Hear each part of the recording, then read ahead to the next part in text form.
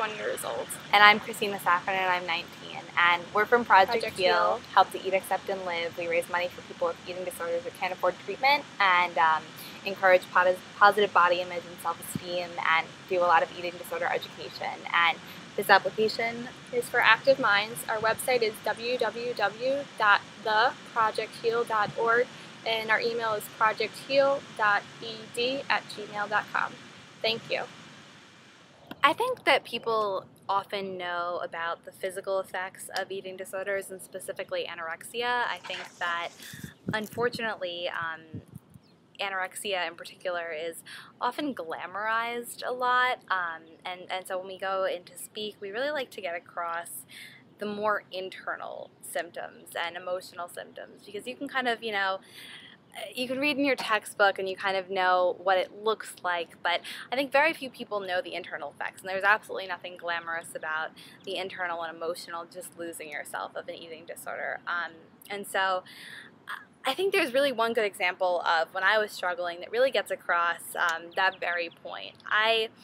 When I struggled at probably my hardest struggling point was when I was about 14, 15 years old, and I had gone from honestly a very sociable, outgoing, like fun-loving kid, and when I was in the grips of anorexia, so eight months from that, head of 8th grade, had the lead role in my school play, and was just very happy, to 8 months later, I remember in particular, I had just gotten out of the hospital, and my parents were kind of at the end of their ropes, and so decided to try this approach with me, basically where your parents become the hospital. It's called Maudsley, and they'll eat with you. So my parents planned all my meals and ate all my food with me, and so my mom had to eat lunch with me this one day, and I was throwing a tantrum, 15 years old, throwing a tantrum about lunch, and she had a hair appointment, so I hadn't eaten. Of course, I had to come with her, went to the deli, probably ordered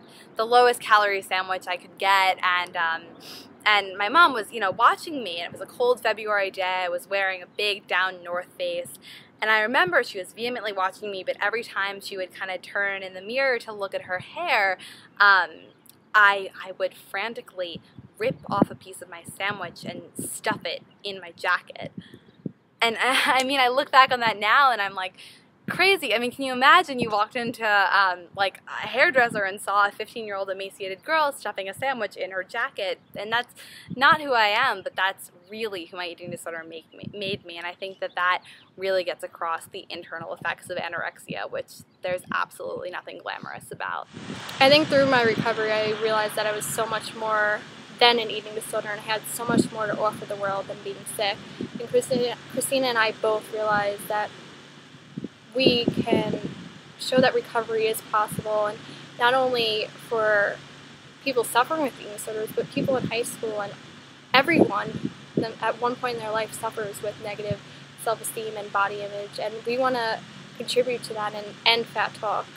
We also, on that note, saw that we can help people go to treatment and get the help they needed. Insurance does not cover treatment, and if they do, it's very limited.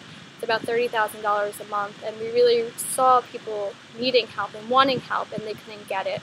So our second goal is to raise money for people with eating disorders, and to this date we've sent 5 applicants to treatment aging from the age of 12 to 25.